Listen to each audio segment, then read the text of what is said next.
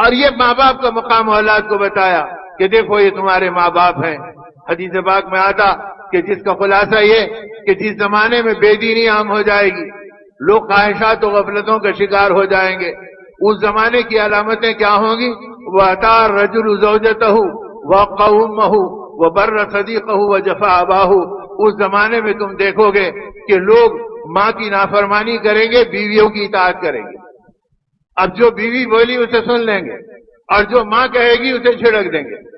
ارے یہ وہ ماں ہے جس نے تجھے پیٹ میں رکھا ہے، تجھے پالا ہے، تیری پرورش کی ہے، جو اپنے خون کو دودھ بنا کے تجھے دیا ہے اور تیری آہوں کے اوپر یہ تڑپ تڑپ کے زندگی گزاری ہے، تو اس کے مقام کو پہچان۔ ایک صحابی آئے نبی رحمت صلی اللہ علیہ وسلم کی خدمت میں اور یہ کہا، نبی اللہ میری ماں بوڑھی اور ضعیف ہو گئی، پیر اس کے اکڑ گئے، چلنا اسے نہیں آتا، حج کی تمنا اس کے اندر باقی ہے۔ میں اسے لے گیا اور اپنے کاندھے پہ بٹھایا اور اسے لے جا کر حج کرایا، اور مینا اپنے کاندھے پہ لے گیا، عرفات اپنے کاندھوں پہ لے گیا، مزدلفہ اپنے کاندھوں پہ لے گیا، رمی اپنے کاندھوں پہ بٹھا کے کرایا، اور طواف زیارت پورا بیت اللہ کا طواف اپنے کاندھوں پہ بٹھا کے کرایا۔ ماں بہت خوش ہو گئی اور مجھے بہت دعائیں دے رہی ہے، یا نبی اللہ کیا میں نے اپنی ماں کا حق ادا کر لیا؟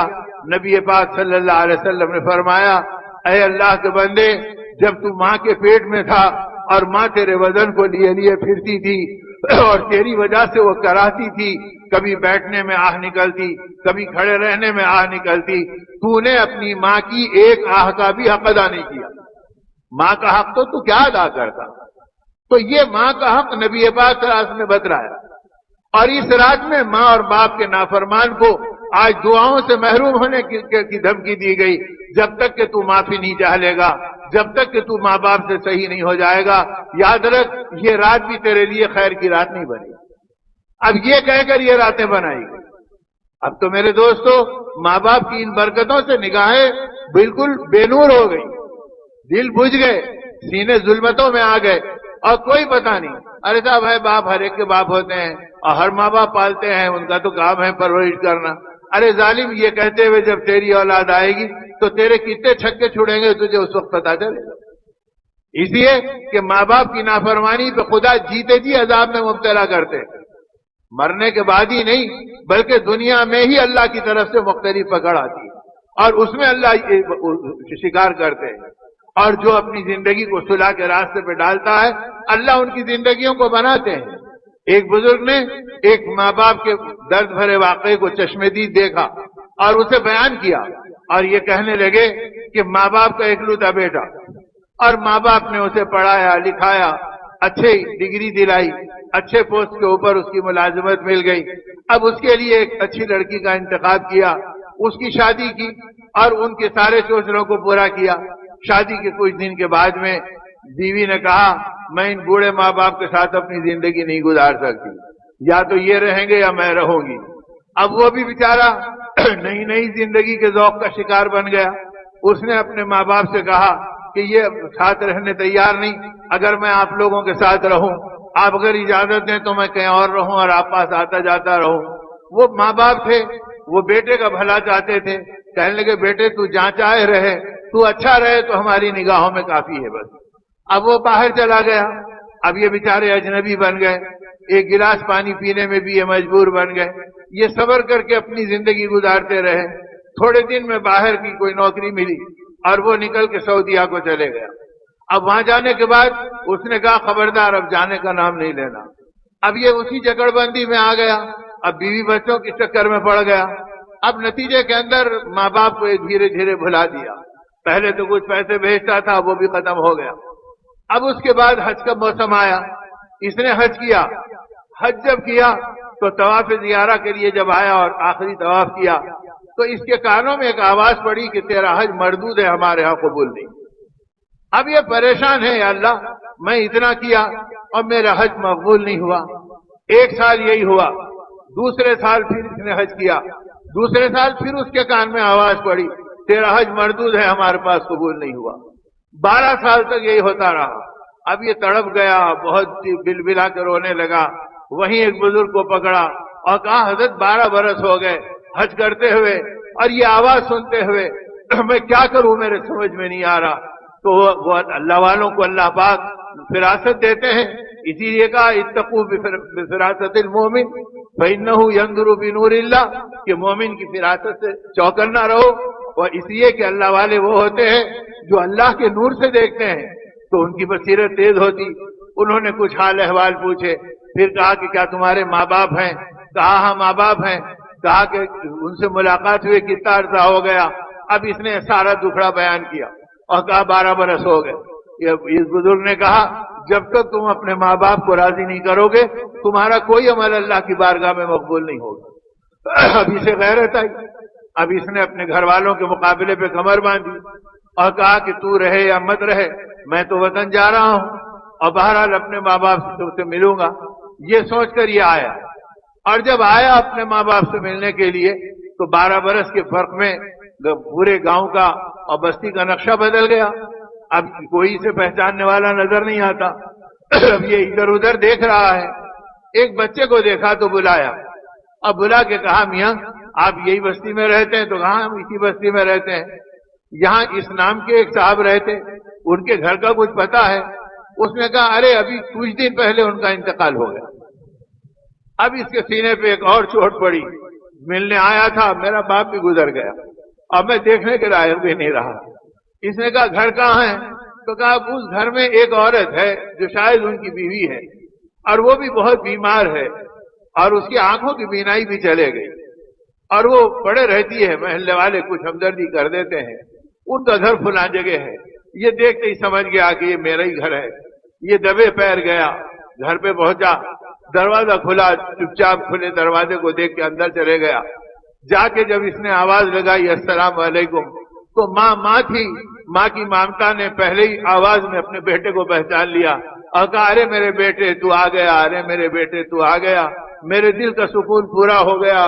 میری دعا پوری ہو گئی. اب یہ تڑپ رہا ہے. وہ ماں ٹٹول رہی ہے ہاتھ سے اور چوم رہی ہے پیشانی کو اور گلے لگا رہی ہے اور یہ کہہ رہا اما جان کیا حال ہے؟ کہا بیٹا اب آنکھیں نہیں رہی. میں تجھے دیکھ نہیں سکتی لیکن تیری آواز کو پہچان گئی اور تجھے جان گئی. اب یہ ہے کہ تڑپ رہا ہے اور ماں کی تڑپن اپنی جگہ ماں کی مامتا کی ہے. ماں نے کہا بتاؤ تمہارا کیا حال ہے؟ کیسے ہے؟ کہا نہیں بس میں آیا ہوں. تو کہا بس بیٹا اللہ نے میری دعا قبول کر لی. فرمایا اما جان کیا کہہ رہے ہو؟ کہا بیٹا تمہارے باپ گزر گئے اور میں رات دن یہ دعا کر رہی تھی اے اللہ تو میرے بیٹے کو بھیج دے. اب میرا شوہر بھی گزر گیا کوئی محرم نہیں رہا. کل میری موت واقع ہوگی تو قبر میں مجھے کون اتارے گا؟ میں اللہ سے یہ دعا مانگ رہی تھی. اللہ نے میری دعا قبول کر کے تجھے بھیج دیا. اب یہ تڑپ گیا. ماں کے کبھی پیروں سے چمٹتا کبھی بالوں سے لپٹتا کبھی آہ بھرتا اور کہتا اما جان مجھے معاف کر دے.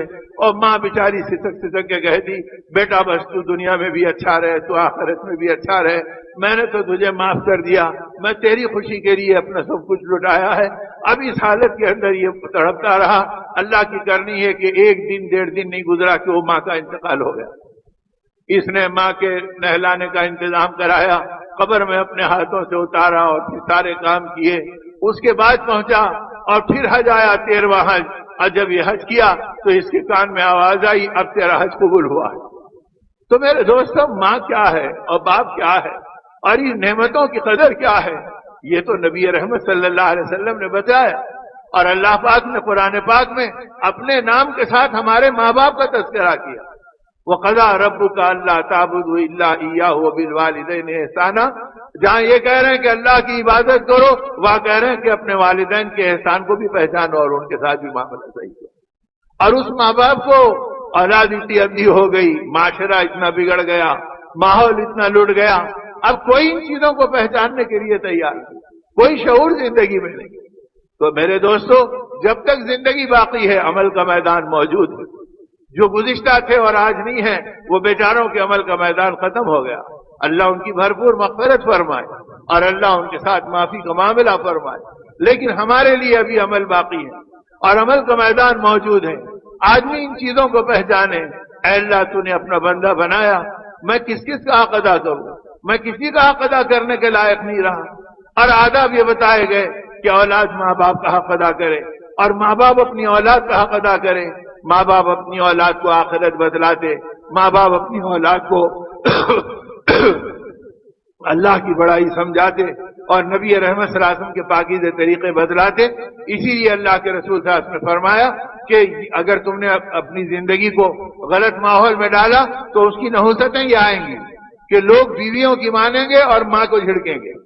اور اتنا ہی نہیں ہوگا، وَأَطَاعَ الرَّجُلُ زَوْجَتَهُ وَقَوَّمَهُ وَبَرَّ صَدِيقَهُ وَجَفَا أَبَاهُ. دوستوں کی دلداری کریں گے، باپ کے ساتھ غداری کریں گے. ہزاروں روپے ہوٹل میں بیٹھ کے لٹا دینا، ایک ایک وقت کے بل دے دینا آسان ہے. اور باپ کا بڑھاپا آیا تو جیسے میں نے پہلے کہا، ارے نہیں صاحب ایج فیکٹر ہے، کھانسی چلتی ہے، راتوں کی نیند اڑتی ہے.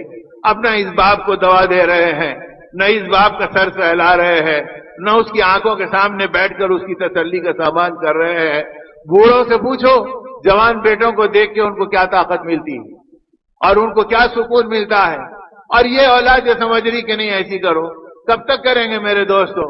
کل کے دن یہ بڑھاپا ہم پر آئے گا، ہماری اولاد ہم سے زیادہ بے رخی برتے گی، تو اس وقت آدمی تڑپ تڑپ کر مرے گا. اور اس وقت اس تڑپنے پہ اسے اللہ کی طرف سے بھی کچھ نہیں ملے گا. تو نے اپنے ہاتھوں سے کیا تھا، جیتے جی عذاب ہے جو دنیا میں تجھے دیا جا رہا، اور اس کے اندر تو بھگت لے اور اپنی زندگی تو اس کے اندر دیکھ لے. اس لیے میرے دوستوں اور میرے بزرگوں، اپنی زندگی کے اندر ماں باپ کو بھی پہچانو اور باپ کے مرتبے کو بھی پہچانو اور باپ کے حق کو بھی جانو اور اس کے ساتھ بھی اپنی زندگی کے معاملے کو صحیح کرو. اس لیے کہ ان کو ایک نگاہ دیکھ لینا. اللہ کے لاڈلے نبی صلی اللہ علیہ وسلم نے فرمایا، جو اپنے بوڑھے ماں باپ میں سے کسی ایک کو بھی ایک نظر محبت سے دیکھ لے، اللہ اسے ایک حج کا ثواب عطا فرمائیں گے. ایک صحابی نے فرمایا، اللہ کے نبی، میں ایک نظر دیکھتا ہوں پھر نظر گرا دیتا ہوں، پھر دیکھتا ہوں پھر نظر ہٹا دیتا ہوں. اگر میں 20 مرتبہ دیکھا تو آقا نے فرمایا اللہ تجھے 20 حج کا ثواب عطا فرمائیں گے. اللہ کے خزانوں میں کوئی کمی نہیں.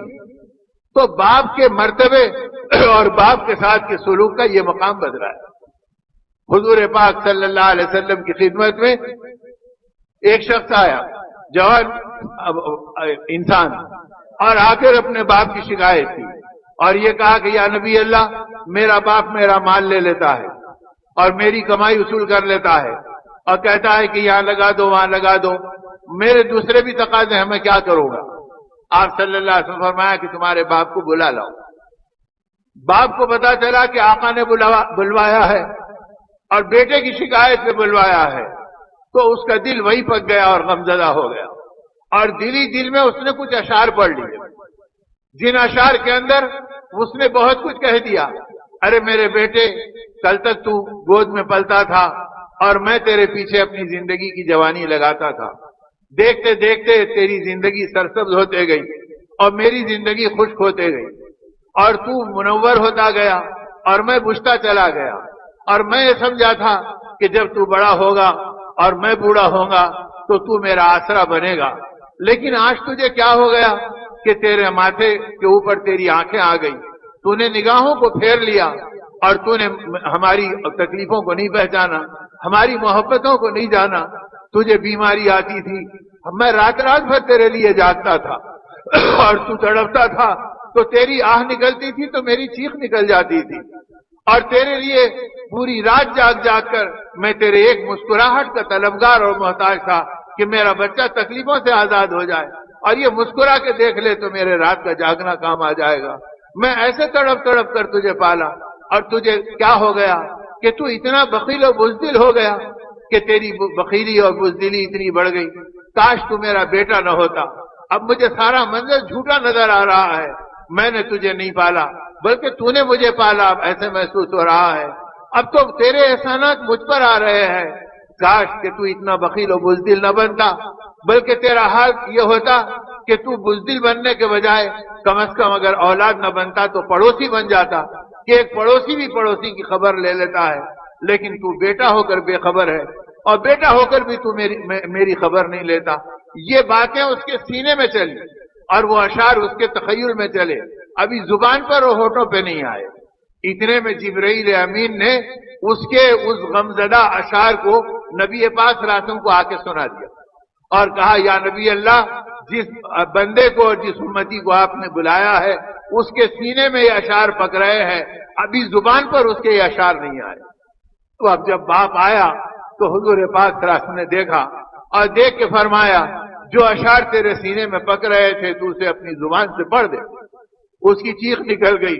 اس نے کہا یا رسول اللہ آپ پر ایمان ہم سب سے زیادہ لا چکے اور آپ ہی کو اپنا رسول اور نبی مان چکے, لیکن اب اور ہمارا یقین پختہ ہو گیا. ابھی وہ باتیں جو میرے جذبے سینے میں پل رہے تھے میری زبان پر نہیں آئے اور آپ کہہ رہے ہیں کہ مجھے سنا دو, تو بے شک اللہ نے آپ کو باخبر کیا. اس اللہ پہ بھی میں ایمان لایا اور آپ کے رسول ہونے پر بھی میں ایمان لایا. اور جب اس نے یہ اشعار پڑھے اور اس کے اندر اس نے اپنے بیٹے پر اپنے احسانات گنانے لگے تو نبی پاک صلی اللہ علیہ وسلم کے ٹپ ٹپ آنسو گرنے لگے اور آپ کی ہچکیاں لگ گئی اور آپ بے قرار ہو گئے. اور اس کے بعد آپ نے بیٹے کی طرف دیکھا اور اس جوان بیٹے سے کہا اٹھ جا اور ہماری مجلس سے نکل جا, خبردار تو بھی اپنے باپ کا ہے اور تیرا مال بھی تیرے باپ کا ہے, جہاں وہ کہے وہیں خرچ کرنے میں تیری نجات ہے, اب ہٹ جا اور میرے سامنے سے کرے.